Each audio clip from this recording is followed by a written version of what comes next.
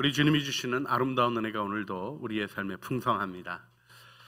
오늘 설교 제목은 조금 도전적입니다. 온전하십니까?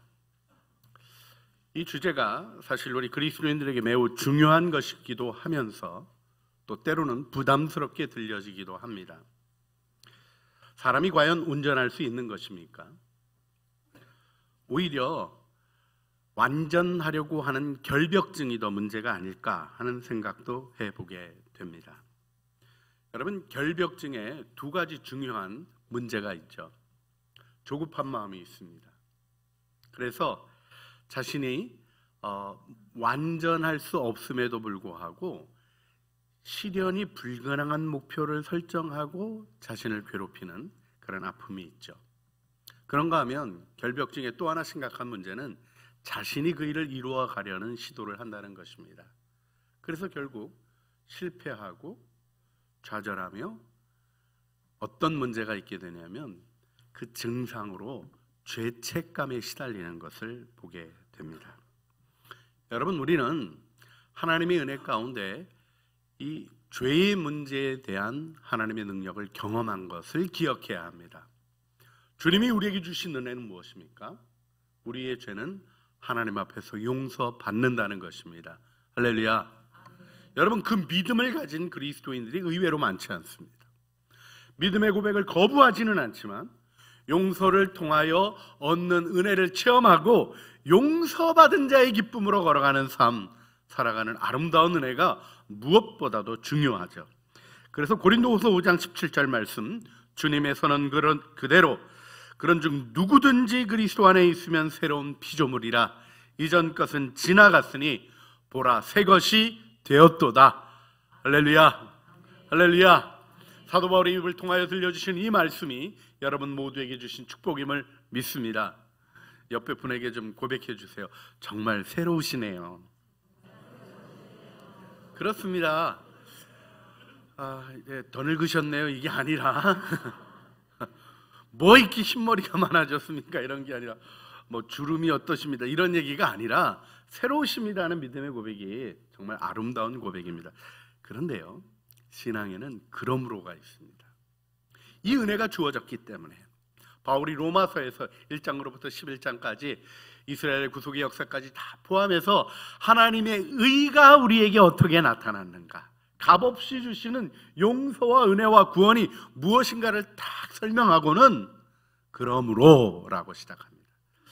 우리 로마서 12장 1절로부터 2절, 그러므로 형제들아 내가 하나님의 모든 자비하심으로 너희를 권하노니 너희 몸을 하나님이 기뻐하시는 거룩한 산 제물로 드리라.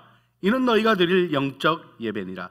너희는 이 세대를 본받지 말고 오직 마음을 새롭게 함으로 변화를 받아 하나님의 선하시고 기뻐하시고 온전하신 뜻이 무엇인지 분별하도록 하라.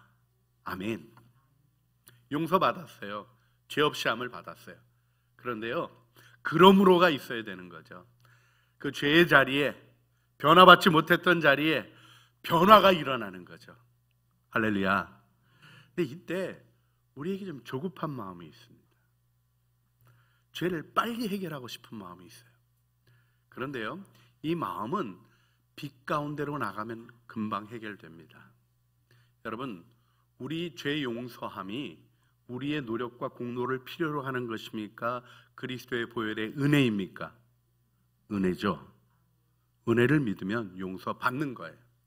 사람들의 시선, 하나님 앞에서 용서받는데요, 내 안에 연약하고 부족한 문제 알고도 용서하시는데요, 담대함을 가지게 되고 당당함을 가지게 되고 죄책감 같은 부정적인 마음의 생각에 나를 넘겨주지 않는 자존감을 가지게 됩니다.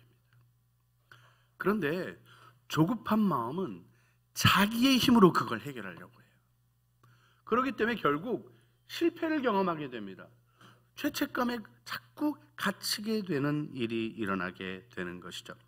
이때 오늘 우리가 읽어가는 산상수훈의 가르침들이 우리에게 놀라운 축복임을 이해하셔야 됩니다. 이 산상수훈의 말씀을 도덕적 지침으로 이해하시는 분들이 계시더라고요. 너무나 위험할 뿐만 아니라 실현 불가능한 것이고, 그러한 태도는 말씀과 삶을 딱 격리시켜서 이런 표현들을 하기도. 성경엔 기록되었지만 그게 사실인가? 성경엔 그러라고 하셨지만 삶에서 그렇게 사는 사람이 있으면 나와보라 그래. 뭐 이런 식의 잘못된 태도를 가지게 됩니다. 본인이 못 봤다고 그렇게 사는 사람이 없다고 얘기하는 건 참 놀라운 일이죠. 여러분, 겉옷을 달라 그러면 속옷까지 벗어주고, 어떻게 그게 가능하냐고 이렇게 담대하게 얘기하시는 그리스도인을 봤어요. 교회 오래 다니셨어요. 본인이 못하시니까 남들도 다 못한다고 확신하고 계셔요. 기독교의 역사는 사랑과 희생 속에서 그 일을 증언해 왔던 영광이 있는 영광의 역사입니다. 그리스도는 승리하셨고 오늘도 승리하고 계십니다. 여기서 이 말씀이 우리를 위한 생명의 말씀인 것을 기억하는 게 굉장히 중요한데요. 주님은 말씀을 폐하려 온 것이 아니라 완성시키러 오셨다는 말씀을 산상수훈에서 하시죠. 여러분, 이 완성의 길이 무엇인가? 여러분, 모세도 하나님의 말씀을 받았을 때 이 말씀의 본뜻이 무엇이며 어떻게 해야 이 말씀으로 하나님의 백성된 영광 안에 서게 될 것인가를 신명기 10장 12절로부터 13절에 분명하게 말씀하고 있습니다. 신명기 10장 12절 13절 말씀을 읽어드립니다. 이스라엘아, 내 하나님 여호와께서 내게 요구하시는 것이 무엇이냐? 율법의 요구가 무엇인가를 확인해 주시는 말씀이죠. 곧 내 하나님 여호와를 경외하고 그의 모든 도를 행하고 그를 사랑하며 마음을 다하고 뜻을 다하여 내 여호와 하나님을 섬기고 내가 오늘 내 행복을 위하여 내게 명하는 여호와의 명령과 규례를 지킬 것이 아니냐. 할렐루야. 왜 이 계명과 규례가 있다고요? 내 행복을 위하여. 여러분, 이 말씀을 이해해야 오늘 양보해라, 원수도 용서해라 하시는 말씀이 무엇인지를 아는 눈이 열리는 거예요. 여러분, 오늘 이 구약으로부터 일관되게 주어지는 중요한 메시지는 뭐냐면, 하나님의 계명은 우리를 괴롭히는 신의 고문이 아니라는 거예요. 예수 그렇게 믿는 분 많아요. 하나님을 그렇게 오해하시는 분 많아요. 나를 이거로 찍으려고 저걸로 찌르고, 경찰관 하나님, 죄 지었을 때 꼼짝마 이렇게 나타나는 그런 하나님으로 이해하게 되는 성향이 끊임없이 발생됩니다. 왜요? 사단이 그 공격을 하거든요. 여러분, 그런데 여기서 중요한 게 있습니다. 지금 모세가 이스라엘 백성이 하나님이 요구하시는 것을 이루기 위하여 요청하는 게 뭐예요? 하나님을 경외하며, 그 다음에 뭐예요? 그의 모든 도를 행해라. 근데 그 말씀이 뭐라고 나와요? 그를 사랑하며. 여러분, 하나님을 사랑해야 이 계명이 이루어지는 건데, 사랑의 길에 우리가 중요하게 기억해야 될 것이 있습니다. 이걸 예수님께서 율법을 요약해 주셨죠. 하나님을 사랑하고 이웃을 내 몸과 같이 사랑하라 할 때, 하나님을 사랑하는 것에 대해서 내 뜻을 다하고 마음을 다하고 목숨을 다하여 주 너희 여호와를 사랑하라, 이렇게 계명을 정확하게 풀어주셨어요. 이스라엘 백성이 이 말씀을 들었습니까? 못 들었습니까? 들었어요. 그런데 이 계명을 따라 살았습니까? 못 살았습니까? 못 살았어요. 이유가 뭘까요? 중요한 부분이요, 오늘 본문에 나오는 말씀 중에 그의 모든 도를 행하고 그를 사랑하며 마음으로 해야 된다 할 때 마음을 다하고, 여러분 이걸 좀 묵상하셔야 돼요. 뜻을 다하여 모든 것을 다 쏟아부어 하나님을 사랑하는 그 온전한 사랑 안에 들어가셔야 되는 거예요. 여러분, 그게 이루어져야 그 다음에 사랑이 이루는 역사의 영광을 알아가게 되는 겁니다. 내가 노력해가지고 이거 했다, 이런 거는 다 한 사람이 하는 얘기가 아니에요. 하나님의 은혜를 알아가는 길에는 내 모든 것을 쏟아붓는 일에 대한 하나님의 요청이 있는 것을 보게 되죠. 여러분, 우리들이 은혜를 받아놓고도 은혜를 따라 살아가지 못하는 이유가 뭘까요? 은혜가 얼마나 소중한지 몰라서 그래요. 주님이 죄 용서해 주셨으니까 됐다?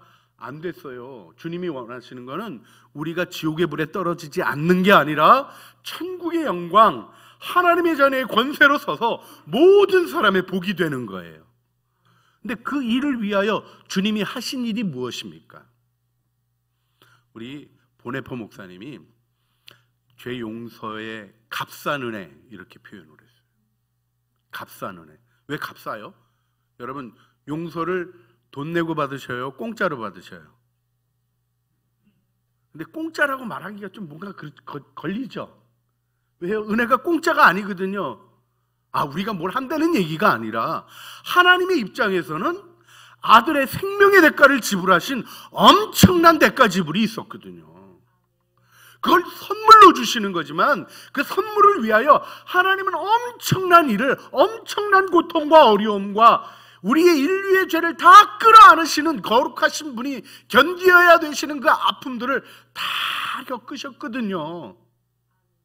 하나님을 알고 구원의 은혜를 아는 자는 값싼 은혜라는 생각을 할 수 없는 거예요. 그래서 그러므로로 응답하게 되는 것이고, 이 일 속에 마음을 다하여 주님을 사랑하는 은혜의 길을 걷게 되는 것입니다. 할렐루야. 예수님이 율법주의를 거부하셨어요. 여러분, 율법주의는 어떤 겁니까? 율법을 문자적으로 지키는 거예요. 여러분, 이걸 아주 진지하게 노력했다니까요, 이스라엘 백성들이. 예를 들어서 안식일을 지킨다. 안식일에 모든 일을 쉬어라. 이게 어떻게 되는 걸까? 자기들이 나름대로 고민하면서 걸어 다니는 것도 일이 되는 것과 일이 되지 않는 것, 그래서 거리를 정했어요. 그래서 그 거리 이상으로 걸어가면 범한 거고, 거리까지 딱 안에 있는 건 괜찮아요. 그래서 유대인들의 회당은 그저 그 근처에 있는 사람들이나 올 수 있는 걸로 형성이 됩니다.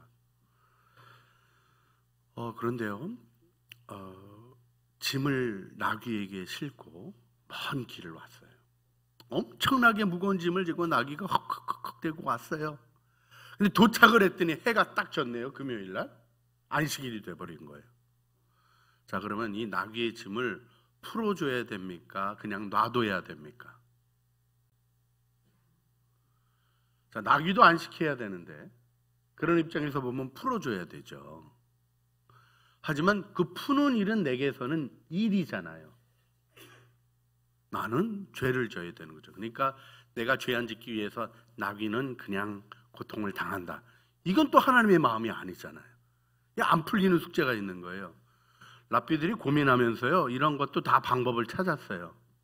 어떻게 찾았냐면, 그렇게 딱 해가 지면 나귀의 등에 짐을 묶었던 매듭을 들고 왔던 막대기로 탁 쳐서 그게 풀어지면 쉬게 하고, 풀어진 거 짐 치우는 게 아니에요. 풀어지면 나귀가 그냥 이제 쉬는 거예요. 아니면 그냥 놔두고. 동의가 되십니까? 이상하십니까? 이상해지기 시작하는 거예요. 왜요? 율법을 지킨다고 노력하는데 뭔가 자연스럽지 않은 거예요. 마음으로 그 율법을 다가가지 않기 때문이죠. 그래서 주님이 안식일에 병 고친 일을 하시면서 안식일이 그런 거가 아니란 걸 정확하게 심어주시고, 그걸 반대하는 자들이 예수님을 십자가에 못 박아 죽인 겁니다. 여러분, 이때 우리가 마음으로부터 기억해야 될 것이 있어요. 율법 말씀은 하나님이 우리를 사랑해서 주신 것이고, 하나님과 우리와의 관계가 구약 성경에서는 왕과 백성의 관계예요.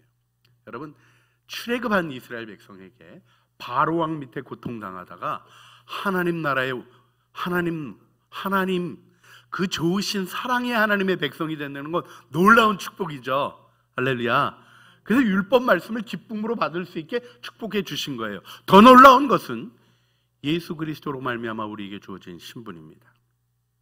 우리가 사단에게 종노릇할 것이냐, 하나님의 백성이 되어 은혜를 누릴 것이냐, 이 일에 있어서 우리는 왕과 백성의 관계를 넘어서는 아버지와 아들의 관계로, 사랑하는 아버지와 그의 아들, 딸의 관계로 축복받은 거예요. 더군다나 양자지명이라는 것을 통해서 하나님의 모든 복을 이어가고 누릴 권한이 주어지는 구원을 받은 것입니다. 할렐루야. 그래서 우리가 하나님의 이 은혜 안에 있는 아들됨의 신분을 누리는 길을 배워야 되는 거예요. 여러분, 새로운 길을 걷지 않고 새로운 세상을 만날 수 없습니다. 맞습니까? 늘 다니던 데만 걸어 다니면 새로운 곳을 볼 수 있습니까? 없습니까? 없어요. 그래서 새 길을 걷는 노력을 하시는 거예요. 배움이 없는 그리스도인들의 처절한 문제는 무엇입니까? 자기 생각의 감옥에 갇히는 거예요. 하나님 안에 노력을 해야 되는 것입니다.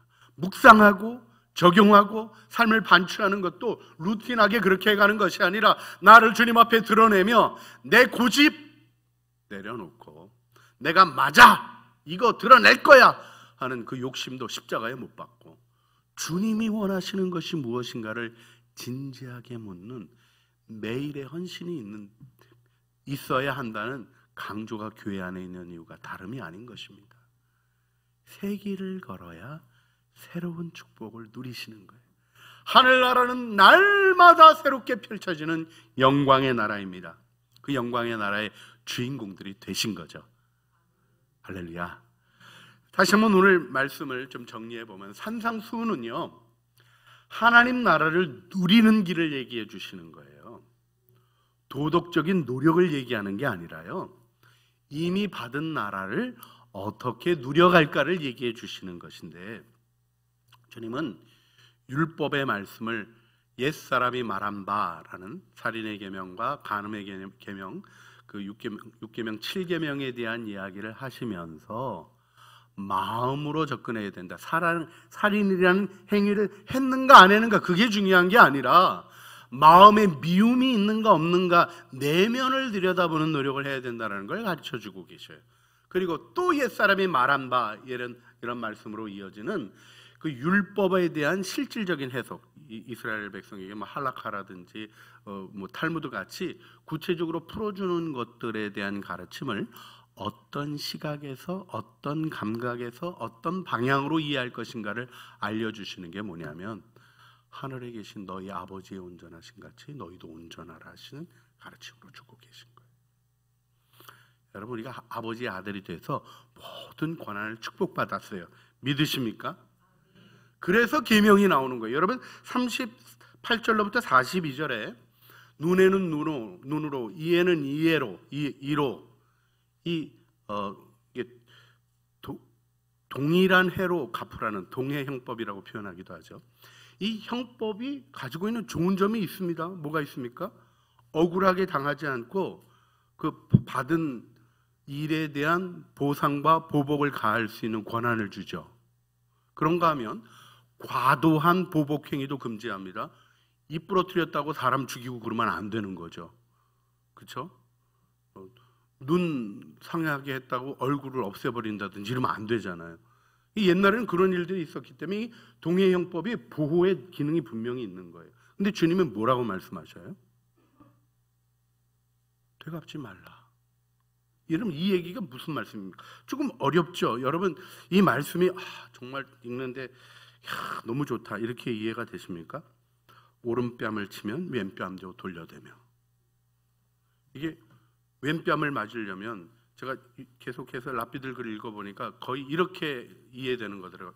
이렇게 치는 거를 이해하는 거예요. 근데 이렇게 오른손으로 손등으로 돌려쳐서 왼뺨을 때리는 행위는 굉장히 무시하고 아주 저급하게 취급하는 행동입니다. 그런 일을 당하게 되는 거예요. 그 다음에 뭘 좀 잘못해가지고 겉옷이 잡히게 됐는데 속옷까지, 여러분, 속옷은 이게 살갗이 닿는 거에 대한 거는 건들지 못하게 되어 있는 게 율법의 원칙이거든요. 그걸 넘어서서 그렇게 하라는 거예요. 그 다음엔 정복자가 오리를 가자 그러면, 그러니까 정복했는데 길잡이 하라는 거죠. 오리 심리를 더 가라는 거예요. 자, 이 말씀이 실행 가능한 말씀입니까? 실행 불가능한 말씀입니까? 세상 사람에게는요, 이런 요구하면 세상의 질서가 깨져요. 나쁜 놈들이 이런 요구하면서 더 악행들을 합니다. 여러분, 성경을 읽을 때 중요하게 보아야 되는 것이 그 말씀이 놓여지는 자리입니다. 자, 빚은 갚는 겁니까? 탕감하는 겁니까? 대답을 하시면 곤란한 거예요. 빚진 자에게는 성경이 뭐라고 얘기합니까? 갚으라 그래요. 빌려준 자에게는 성경이 뭐라고 얘기합니까? 탕감하라고 얘기해요. 무엇을 얘기합니까? 사랑의 행위를 요청하는 거예요. 근데 교회에 희한한 일이 있어요. 빚진 분이요, 예수님이 탕감해 주라 그랬다고 본인 구절이 아니라 상대방에게 주신 구절을 본인이 이용해요. 그런 거 넘어가시면 안 돼요. 우리가 사랑으로 용서하고 하는 일을 하지만 내가 하는 행동이 하나님의 의를 이루는가를 보는 영적인 질서의 눈이 필요하죠. 그렇다고 안 할 거야 하는 내 욕심으로 탁 가려져 있는 마음도 회개해야 하고요. 주님의 사랑 안에 걸어가야 되는 길은 성경에 명확히 나와 있는 거예요. 여러분, 왜 오리를 가자 그러는데 십리까지 가주라 그러십니까? 그렇지 않아도 전쟁에 져서 포로가 돼가지고 힘들어 죽겠는데. 이게 어떤 말씀인가를 이해하셔야 돼요. 예수님이 우리 안에 오심으로 하나님 나라가 시작되었습니다. 믿으십니까? 믿으십니까? 그 믿음을 가지라는 거예요. 그리고는 정직하게 걸어가시는 거예요. 할 수 없는데 억지로 하라고 성경이 얘기하지 않습니다. 주님의 원칙은 이거예요. 무리한 요구가 있느냐, 그 악한 요구를 대항하여 싸우고 네가 맞냐 내가 맞냐 다툼하느라고 시간 소비하지 말라는 거예요. 여러분의 인생의 에너지를 낭비하지 말라는 거예요. 달라 그러면 그냥 주라는 거예요. 할렐루야. 아깝죠? 그런데요, 더 중요한 게 있어요. 이 말씀은 하나님이 이미 우리에게 복을 주신 거를 얘기하시고 내가 받은 복으로 복이 되라는 말씀이에요. 악을 다툼으로 해결할 수 있습니까? 없습니까? 없어요.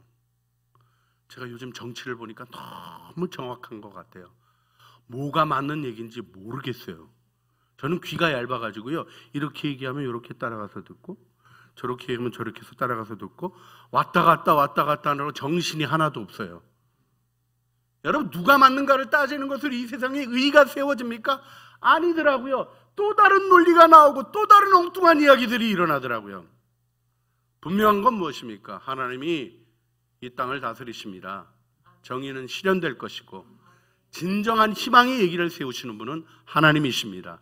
할렐루야. 그 다툼에 끼어들어가면 안 된다는 얘기예요. 뭘 하라는 겁니까? 복이 되라는 거예요. 축복을 얘기하고 희망을 얘기하고 용서를 얘기하고 더 아름다운 미래를 얘기할 수 있는 영광의 사람으로 서라는 것입니다.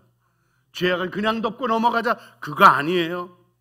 그러니까 나쁜 놈들은 다 죽여야 된다, 그것도 아니에요. 우리 안에 함께 살아갈 미래를 열어가는 영광이 우리의 복음 아닙니까? 우리가 그 안에 서서 하나님을 증언하는 복이 되라는 말씀이에요. 이때 결정적인 말씀이 뭐냐면 원수를 사랑하라는 말씀이에요. 내 이웃을 사랑하고 내 원수를 미워하라 하였다는 것을 너희가 들었으나 나는 너희에게 이르노니 너희 원수를 사랑하고 너희를 박해하는 자를 위해 기도하라. 자식 기도하는 것도 까먹는데 원수 박해하는 사람 위해서 기도한다고요? 좀 어렵게 들려지는 말씀이에요. 근데 여러분, 이게 뭔지를 이해하셔야 돼요. 여러분, 복을 받았으면 복 받은 자리에 있어야 됩니까? 복 받기 전의 자리로 돌아가야 합니까? 다시 한번 말씀드립니다. 우리가 복을 받았다면 복 받은 자리에 있어야 됩니까? 아니면 복 받기 전의 자리로 돌아가 있어야 합니까? 복 받은 자리에 있어야 합니다. 이 축복의 경계를 이루고 있는 게 있어요. 이 축복의 땅의 경계를 돌파하는 길을 가르쳐주고 계신 거예요. 우리가 마음으로부터 하나님의 복을 받아 누리는 자로 우리 자신을 세우고 축복의 길을 걸어가는, 돌파하는 길이 무엇입니까?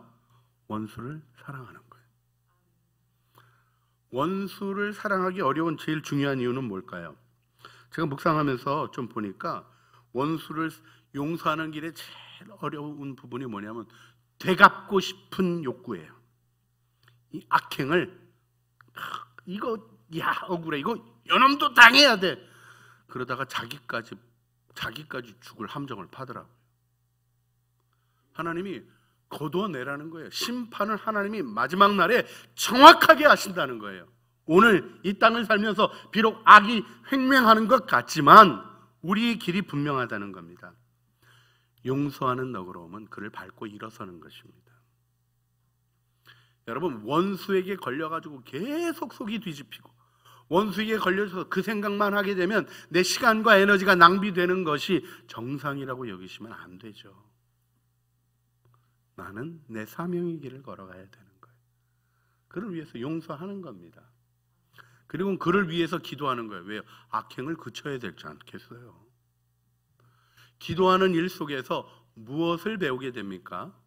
악인의 땅에 선인의 땅에 골고루 태양빛을 비추시고 비를 내리시는 하나님의 너그러움을 알게 됩니다. 너그러움은 부자가 하는 거예요. 가난한 사람이 너그러워질 수 없어요. 넉넉함이 있는 자에게 너그러움이 있는 것입니다.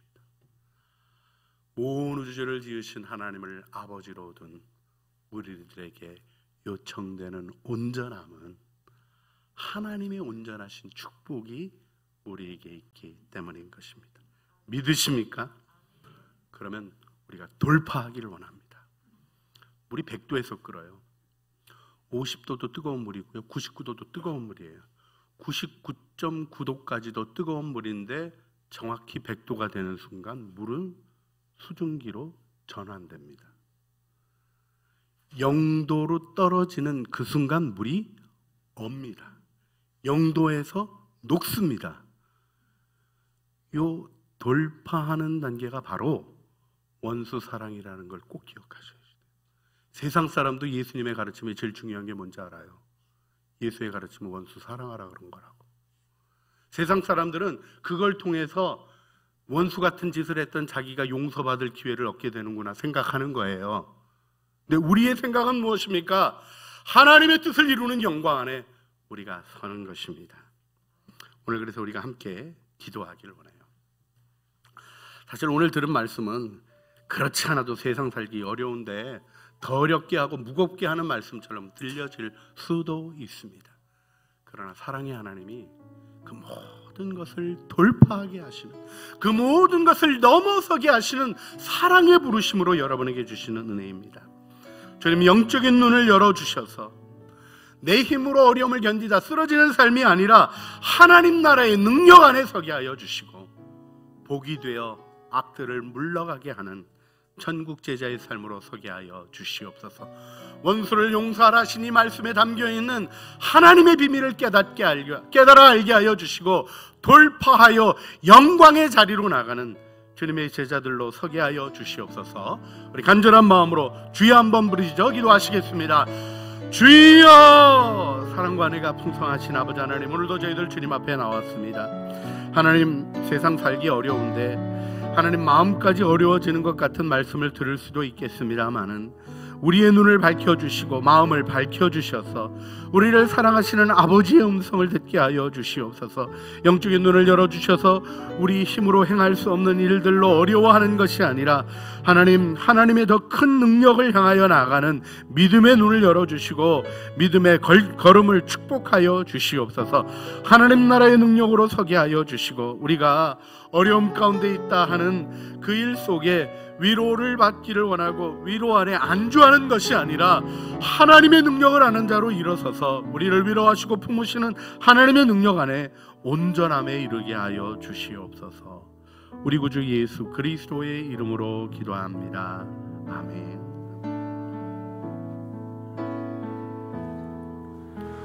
주여, 우린 연약합니다. 우린 오늘을 힘겨워합니다. 주 뜻 이루며 살기에 부족합니다.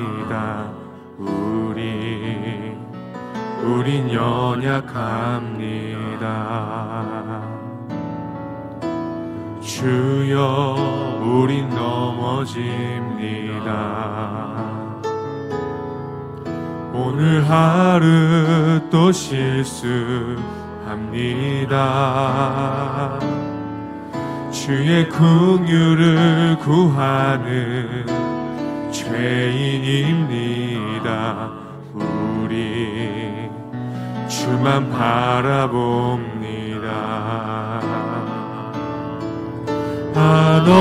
한없는 주님의 은혜 온 세상 위에 넘칩니다. 가릴 수 없는 주 영광 온 땅 위에 충만합니다. 주님만 이기리오니 우린 그 길 따라갑니다. 그날에 우리를 이루시 주는 완전합니다. 일어서서 부르시겠습니다. 주여 우린 연약합니다. 우린 오늘을 힘겨워합니다. 주를 이루며 살기에 부족합니다.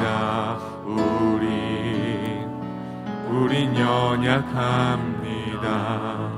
주여 우린 넘어집니다. 주여 우린 넘어집니다.